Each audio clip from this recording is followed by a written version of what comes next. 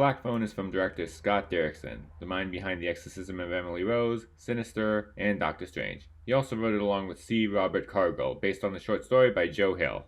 It's about a boy who gets kidnapped by a child murderer known as the Grabber, played by Ethan Hawke, and is being held in his basement. But the Grabber's previous victims are able to communicate with him through a disconnected phone and help his attempts to get out. Also, meanwhile, his sister is psychic and keeps having dreams about where he is. A lot of supernatural stuff going on here. And also the Grabber appears to be into masks, balloons, and mind games.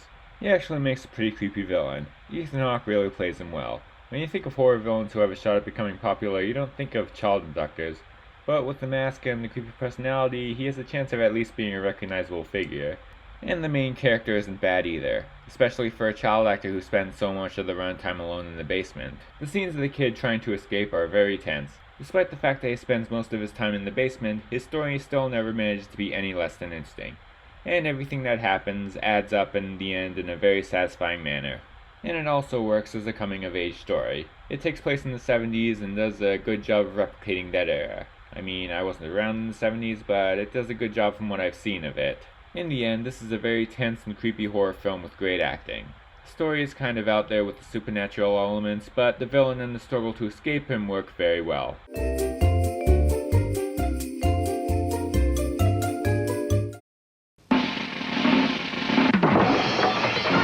And now these messages. John Ritter, Harry Anderson, Richard Thomas. I'm not afraid of you. What the hell are you gonna do now? Sing Kumbaya?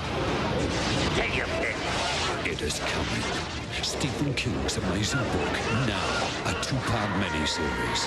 They'll kill you. But I don't believe in you. It. Coming soon on 2. Bring your friends.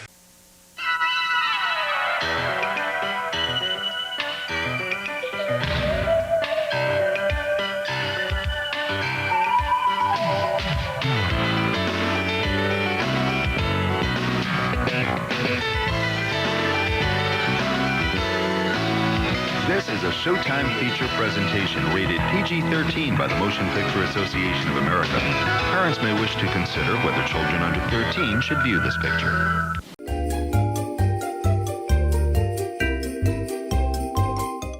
Stranger Things 4. Something completely different from the Black Phone. Stephen King-inspired horror starring kids featuring supernatural terror in suburban America at the time between the 60s and the 90s. Hey, by the way, did I forget to mention that Joe Hill, writer of the Black Phone story, is actually the son of Stephen King? Don't know why I brought that up now. So, Volume 2 came out last weekend. And since I didn't get to talk about Volume 1 before, we're talking about the whole season. Besides, the end of the season is usually when I talk about shows on this channel.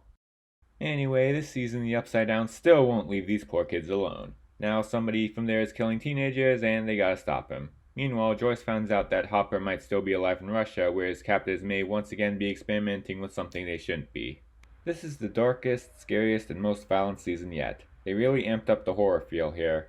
The story of an accused killer from Last Generation, played by none other than Robert Englund, is as demented as anything you'll see in any darker horror show.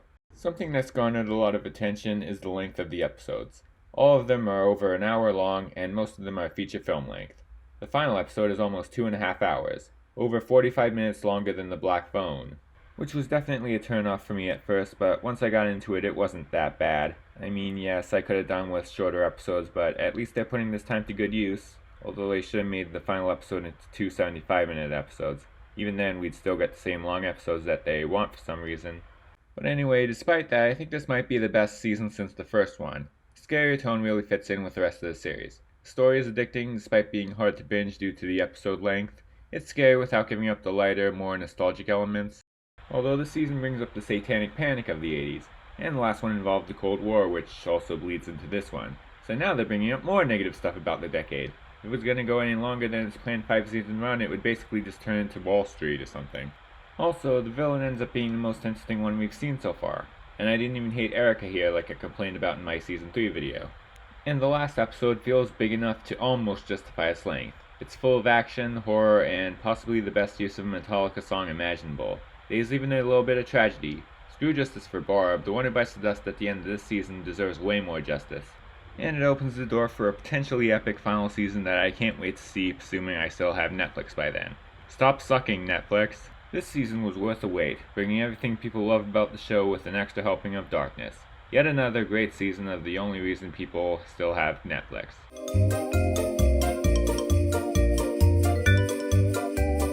I can't think of an interesting way to say this. Join my Patreon, link in the description.